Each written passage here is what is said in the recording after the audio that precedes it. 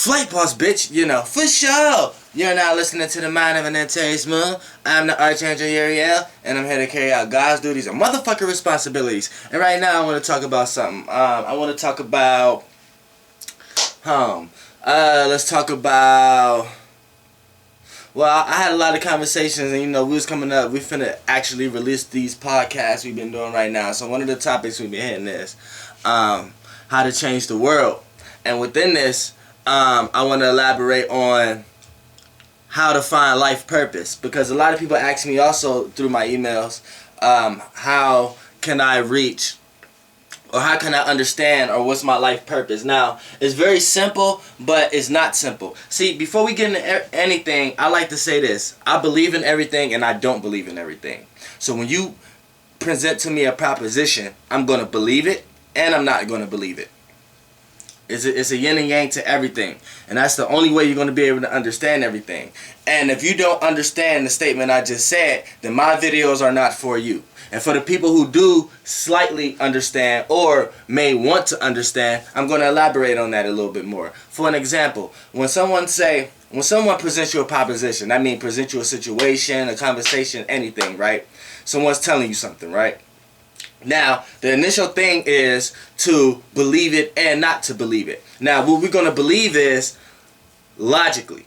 So we're going to use our earth and air to logically believe what they're, or not believe what they're talking about.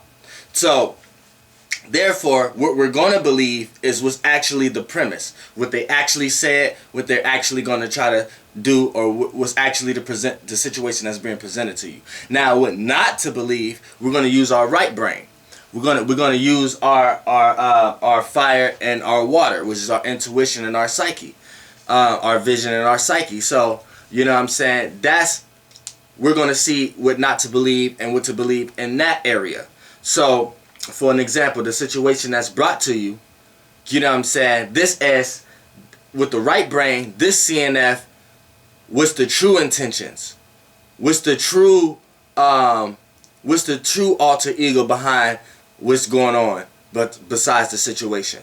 So you need both right and left brain in order to decipher if you're getting into the right situation or not. Because the situation could logically make sense, but it cannot make sense intuitively. You know what I'm saying? To the point that down the line, it put you in a situation where you thought you was getting a short gain ahead, and you fell short in the long run. Which if you and vice versa, if you're going too much off intuition, then you could be thinking you're doing something good for the long run, and then you get played for something on the short end. You know what I'm saying? Like, for an example, people who are musicians and they take contracts.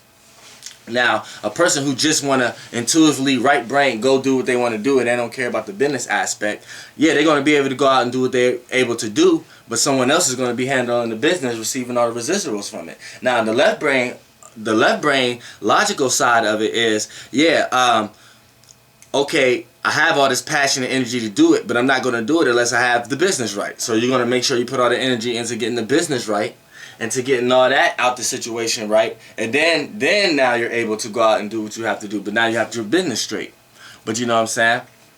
So, due to both scenarios, too much left brain, you may lack creativity to the point that you get so much into the business aspect that you start having, in your musicianness, you start having music that start to sound like it's catered to certain things. Like, all right, I gotta have this type of song for the radio. I gotta have this type of song for that. Or I gotta have this type of that. So you start to lack creativity and start to get more in a business aspect. Now, if you get more in the creativity and like the business aspect, you may be able to go do all these creative type songs, but then some of them may never get heard.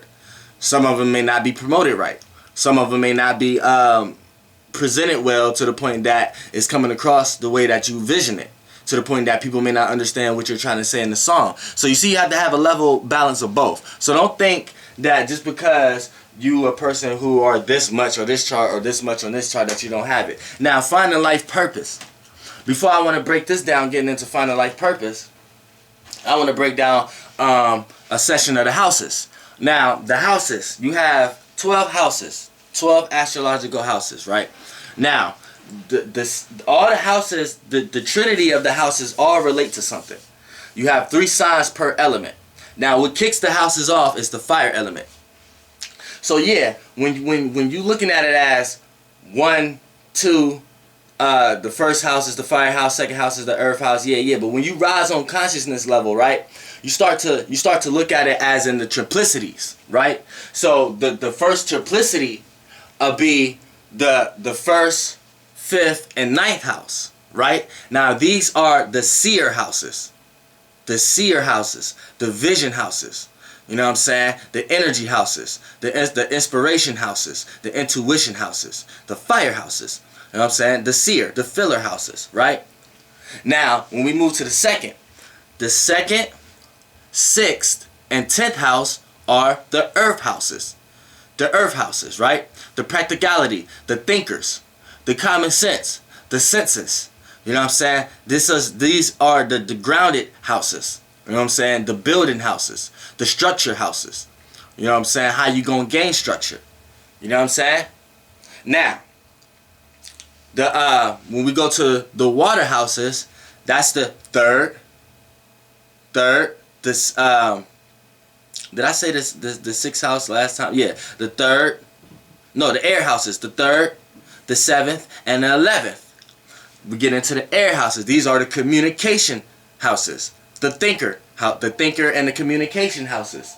The aspects of consuming the information. Air is information in the air, and with air comes communication. So you're communicating information. So this is the learning. This is the learning houses also, of the understanding houses, right? Every time we get to something good, here we go. Energy vampire. Damn, but that's for my daughter though. You know what I'm saying?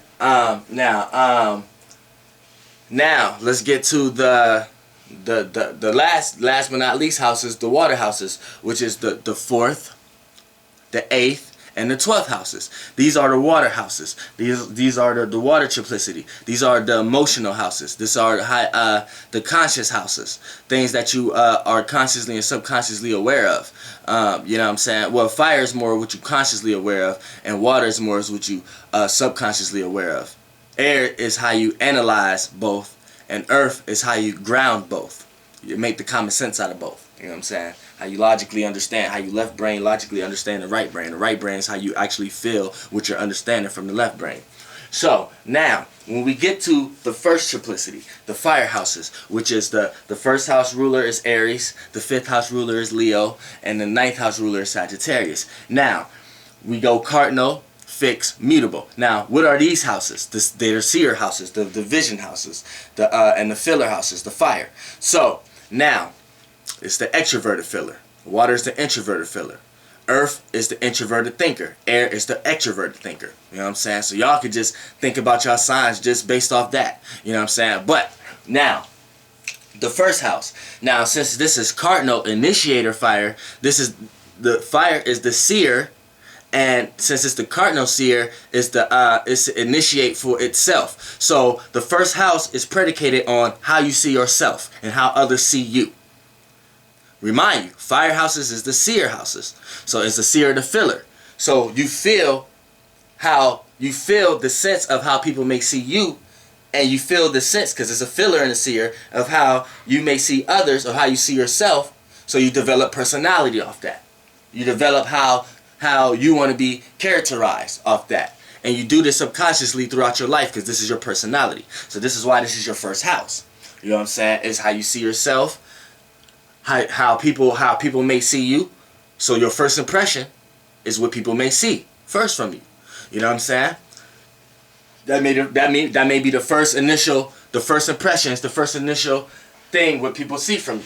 Because it's the initial, it's the cardinal, the initiator, and it's the fire. So it's the natural placement of how the first house archetype is. So no matter what sign falls into the first house, it's going to play out in these type of ways. Remind you, the houses is not the signs. The signs is not the houses. But the energy of it kind of correlates with each other. So the signs within the planets is acting these out. The signs within the houses is the life situation. So when we're talking about the first house as far as your ascendant being your rising, then that's how we break down the characteristics of it being your personality, your facial expressions, which is your first impression. So it breaks down to all your expressions, to how your expressions get played out through your personality. You know what I'm saying? And when we talk about it as it being your first house, we're talking about it as in your personal issues, things that's going on in your personal life. So no matter what sign you have in your first house, that as it being your first house in the first, talking about it as your first house instead of it being your sign, this is going to be, the first house is going to be, whatever sign falls in there is how your personal issues play out. How your personal life, personal relationships, personal situations play out. And when we talk about it as it being your ascendant and your rising, this is how your personality. But it's, all that still correlates with each other as the personal. The first house is the most personal. All the cardinal houses, which is the first, fourth, 7th, and 10th, are your most personal houses. So the relationship that they have with each other, which is automatically squares. So the houses is your life situations. Each house is a life situation. The squares and oppositions is the most important when it comes to the houses. The sextiles and the trines is the most important when it comes to just the planetary relationships. Here's why. Because the sextile and the trines, when it comes to the planet, that creates a harmonious situation. But when it comes to a square and an opposition, which is a learning process, and the square and the opposition is the give and receive and the tug of war, which is a give and receive of opinions, or a tug of war, which is an opposing of opinions. When it comes with the planets, that could become volatile in energies and opposing in energies, right? Now, so it could become argumentative, or it could become a easy debate, rather on what planets it is and what kind of relationship they have with each other. Now, when it comes to the houses, the oppositions and the squares is a good thing, is most important. And the sextiles and the oppositions is kind of detriment, because in the houses, the way the house is structured, sextile and oppositions is something, sextiles and trines is something you naturally have. Now, sorry if I said sextile oppositions before. What I meant is the good thing. The good thing in the houses is oppositions and squares, and the bad thing, which is no such thing as good or bad, but for the sake of conversation, the negative in the house structure, it will be the sextiles and the trines. Now, here's why for the houses. Because the sextiles and the trines is something you naturally have. And the way the houses are structured, the first house naturally is going to be sextiled with the 11th and the second house. You know what I'm saying? The second house is naturally going to be sextiled with the 12th house and the fourth house, no matter what. So and when it comes to trines, the triplicities is going to be a trine, no matter what. So when it could be it's a good thing, which is your life basis, is how your life structured, period. So everybody basically amongst mankind live accordingly in a sort of similar way. They may have different things due to different planets and different planetary alignments, but just the way of life itself, which is the house structure, is pretty much the same. Pretty much if you're a human, pretty much you need water. Pretty much if you're a human, you need to eat some type of substance. Pretty much if you're a human, like these, you need to open up your eyes to visually see with these two physical eyes. So that's what we talk about when we talk about the houses and life situations. Now, for the trines is you already naturally have that. But what happens when you naturally have something? You naturally have a gift. You tend to lack on it. You tend to procrastinate on it. You tend to not act on it. You tend to be lazy on it until somebody sparks something up under your butt or give you the motivation to act on your talents or act on your gifts. So that's why sextiles and trines is the harsh aspects when it comes to the houses. But the squares and the oppositions is the good aspects, because you're naturally gonna have squares, but within life you naturally need to learn. So it's positive to look at why the squares is the most important. So you could go to the second house and go to the second house squares, but the cardinal squares is the most important, which is the first, fourth, 7th, and 8th. You know what I'm saying? But for this period, the square, for an example, trines is doing the same thing, just in different ways. So they have the same gift, just doing it in different ways. The sextile is the opportunity to obtain the gift. The square is the learning process to get the gift. And the opposition is the give and receive or tug of war match to get the gift. So you understand what I'm trying to say? You always have it. It's just whatever alignment it is the process you have to go through with it. A lot of people don't like to sit down and learn about a subject to fully understand it. So if they got a lot of squares, that's a lot of learning processes they have to do. So for an example, if your Mars squares Jupiter, then that Jupiter is the planet of wisdom and knowledge and how you learn in this space-time and continuum. And Mars is your intentions and your willpower and your aggression and your passion. So when if it's a square mean a learning process. So if your intentions has to learn from your wisdom and your knowledge base, a lot of times people who have Mars square Jupiter don't have the passion to sit there and learn something. They just want to jump out there and do it and learn it through experience.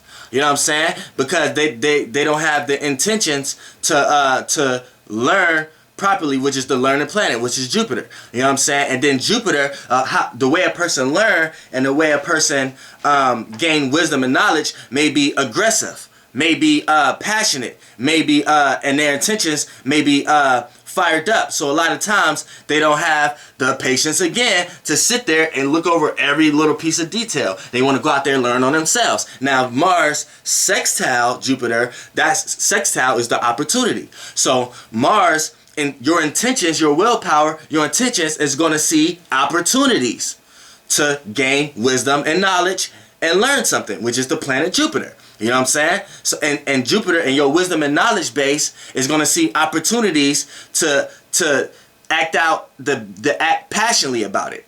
It's going to see opportunities to aggressively act out what it learned, to aggressively go for it. It's going to see opportunities to have enough willpower to learn everything you want to learn. Now the trine, Jupiter, if Jupiter and Mars trine, the trine is they're on the same page. They're doing the same thing, just in different ways. You know what I'm saying? So the trine, the way you use your intentions and willpower is in the same temperament, is doing the same way how you learn and how you learn and how you gain wisdom and knowledge in this lifetime. So when we get to a trine, we have to break it down to what actually trine is it? What element is it? If it's the water, then you're gonna then your passions and your emotions is going to have integrity and willpower, and it's going to have intentions to connect with your learning, to connect emotionally to what you're learning, to your wisdom level, to your wisdom base, to you know what I'm saying, how you're gaining knowledge in this lifetime. You know what I'm saying? If it's a fire,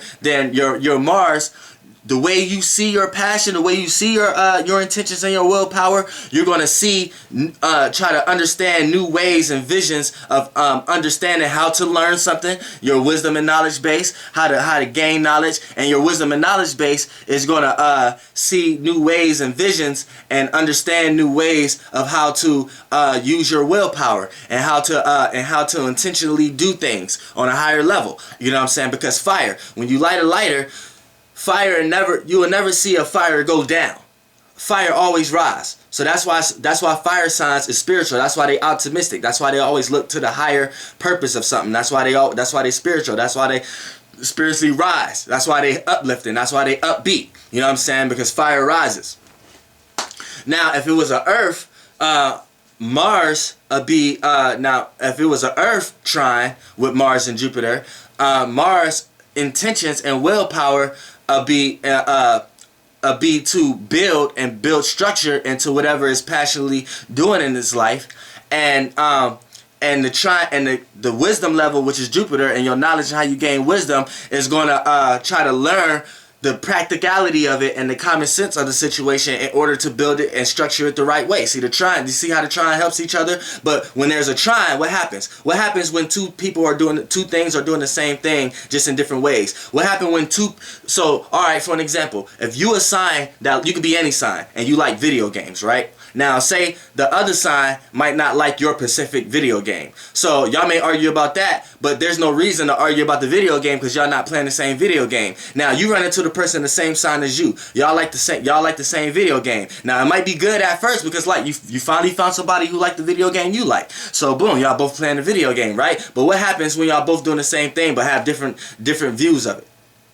You start to clash, start to argue about it, start to argue about your different perceptions of it, how you see it, your different views of it. You know what I'm saying? So now that can become volatile. So you know what I'm saying? Just because you were to try, that don't mean everything's all good. That butt heads also. Everything, all signs, everything have an issue with each other. No, I don't care if you're a trine, sextile, square opposition with anything. When we talk about flight astrology, we all on the same page. We all on an even playing field. You know what I'm saying? We ain't no picking sides to nothing. You know what I'm saying? Just because I'm an Aries, you're not gonna sit here and listen to me talk about a bunch of shit that Aries just do good and don't do bad. And I'm gonna sit here and tell you where I fuck up.